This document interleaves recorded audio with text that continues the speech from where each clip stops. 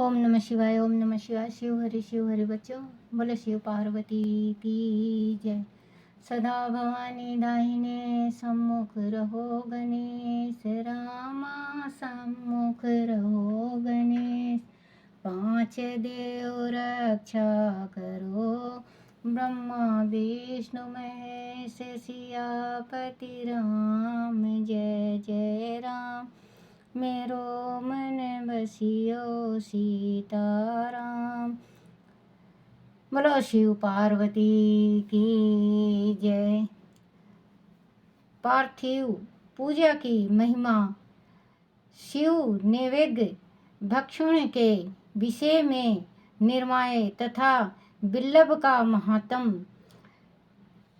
तंदारतरी ऋषियों के पूछने पर किस कामना की पूर्ति के लिए कितनी पार्थिव लिंगों की पूजा करनी चाहिए, इस विषय का वर्णन करके सूत जी बोले, महर्षियों, पार्थिव लिंगों की पूजा कोटि कोटि यज्ञों का फल देने वाला है। कलयुग में लोगों के लिए शिवलिंग के पूजन जैसा श्रेष्ठ दिखाई देता है वैसा दूसरा कोई साधन नहीं है। वह समस्त शस्त्रों का निश्चित सिद्धांत है। शिवलिंग भोग और मोक्ष देने वाला है। लिंग 3 प्रकार के कहे गए हैं, उत्तम, मध्यम और अधम। जो 4 अंगुल ऊंचा और देखने में सुंदर हो तथा वेदी से युक्त हो, उसे शिवलिंग को शस्त्रज्ञ महर्षियों ने उत्तम कहा है। इससे आधा मध्यम और उससे आधा अधम माना गया है। इस तरह 3 प्रकार के शिवलिंग कहे गए हैं, जो उत्तरोत्तर श्रेष्ठ है। ब्राह्मण, क्षत्रिय, वैश्य, शूद्र अथवा विलोम शंकर कोई भी क्यों ना हो, वह अपने अधिकार के अनुसार वैदिक अथवा तांत्रिक मंत्र से सदा आदर पूर्वक शिवलिंग की पूजा करे। ब्राह्मणों महर्षियों अधिक पूजा करें। ब्राह्मणों महर्षि अधिक कहने से क्या लाभ।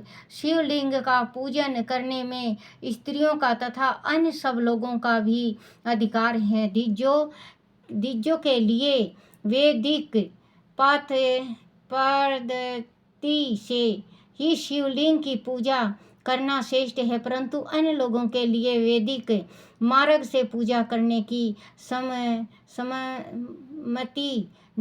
सम्मति नहीं है। वेद ज्ञान द्विजों को वैदिक मार्ग से ही पूजन करना चाहिए, अन्य मार्ग से नहीं।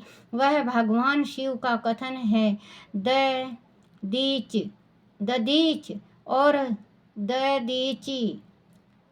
दधीचि और गौतम आदि के श्राप से जिसका चित्त दग्ध हो गया है, उन द्विजों की वैदिक कर्मों में श्रद्धा नहीं होती। जो मनुष्य वेदों तथा स्मृतियों में कहे हुए सत्य कर्मों की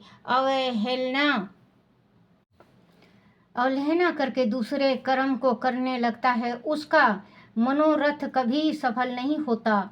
इस प्रकार विधि पूर्वक भगवान शंकर का नैवेद्यगत पूजा करके उनकी विभुवनमयी 8 मूर्तियों को भी वह पूजन करें। पृथ्वी, जल, अग्नि, वायु, आकाश, सूर्य, चंद्रमा तथा यमराज, यजमान, यह भगवान शंकर की 8 मूर्तियां कही गई हैं। इन मूर्तियों के साथ साथ सर्व भव, रुद्र, उग्र, भीम, ईश्वर, महादेव तथा पशुपति, इन नामों की भी अर्चना करें। तंदारत, चंदन, अक्षत और बेल पत्र लेकर यह ईशान आदि के क्रमश से भगवान शिव के परिवार का उत्तम भक्ति भाव से पूजन करें। ईशान, नंदी, चंड, महाकाल, भिंगी, वृषभ, स्कंद, कप कपदीश्वर, सोम तथा शुक्र, यह 10 शिव के परिवार हैं जो क्रमशः ईशान आदि 10 दिशाओं में पूजनीय है। तत्पश्चात भगवान शिव के समक्ष वीर भद्र का और पीछे कृति मुख का पूजन करके विधि पूर्वक 11 रुद्रों की पूजा करें। इसके बाद 5 अक्षर मंत्र का जाप करके 7 रुद्रे शस्त्रों का नाम, नाना प्रकार की स्तुतियों का तथा शिव पंचांग का पाठ करें। तत्पश्चात परिक्रमा और नमस्कार करके शिवलिंग को विसर्जन करें। इस प्रकार मैंने शिव पूजन की संपूर्ण विधि का आदर पूर्वक वर्णन किया है। रात्रि में देव कार्य को सदा उत्तर विमुख होकर ही करना चाहिए। इस प्रकार शिव पूजन भी पवित्र भाव से सदा उत्तर विमुख होकर ही करना उचित है।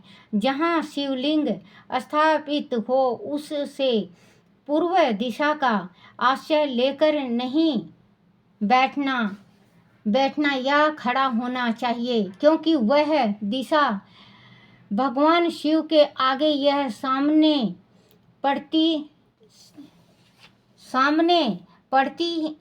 है। इष्ट देव का सामना रोकना ठीक नहीं। शिवलिंग से उत्तर दिशा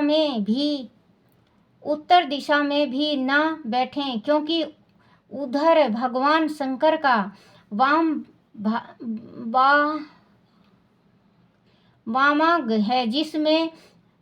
भाग है जिसमें शक्ति रूपा देवी उमा विराजमान है। पूजा को शिवलिंग से पश्चिम दिशा में भी नहीं बैठना चाहिए, क्योंकि वह आराध्य देव का पृष्ठ भाग है। पीछे की ओर से पूजा करना उचित नहीं है। अंत अवश्य दक्षिण दिशा में ही ग्रह है, उसी का आश्रय लेना चाहिए। तात्पर्य यह कि शिवलिंग से दक्षिण दिशा में उत्तर विमुख होकर बैठें और पूजा करें। विद्वान पुरुष को चाहिए कि वह भस्म का त्रिपुंड लगाएं, रुद्राक्ष की माला लेकर तथा बेलपत्र का संग्रह करके ही भगवान शंकर की पूजा करें। उसके बिना नहीं। मुनीश्वर शिव पूजन आरंभ करते समय आदि भस्म ना मिले तो मिट्टी से ही ललाट में त्रिपुंड अवश्य कर लेना चाहिए। ऋषि बोले, मुनि, हमने पहले से यह बात सुन रखी है कि भगवान शिव का नैवेद्य नहीं ग्रहण करना चाहिए। इस विषय में शास्त्र का निर्णय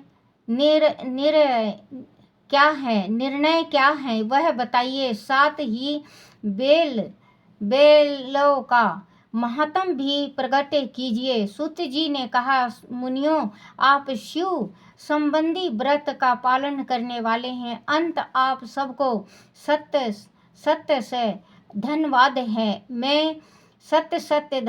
है। मैं प्रसन्न पूर्वक सब कुछ बताता हूँ, आप सावधान होकर सुने। जो भगवान शिव का